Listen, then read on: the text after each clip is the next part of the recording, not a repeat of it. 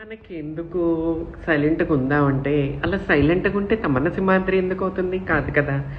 మన అక్క రేవ్ పార్టీలో బెంగుళూరులో దొరికిపోయింది అడ్డంగా. ఈ రకంగా మన అక్క ఎన్నో పార్టీల్లో దొరికిపోద్ది అక్క. ఎన్నో పార్టీలో గుంటూరులో రెడ్ హ్యాండ్‌గా దొరికిపోద్ది.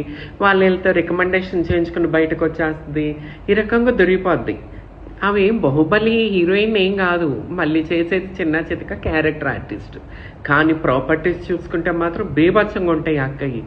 సో బెంగళూరు రేర్ పార్టీలో దొరికిపోయాక అక్క ఒక వీడియో పోస్ట్ చేసిందండి.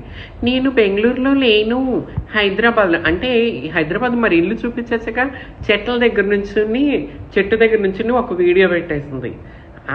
ఎవరి చెవుల్లో పూలు పెడతారండి అసలు? అసలు వీళ్ళకి ఇన్ని ఆస్తులు ఎక్కడి నుంచి వస్తున్నాయి?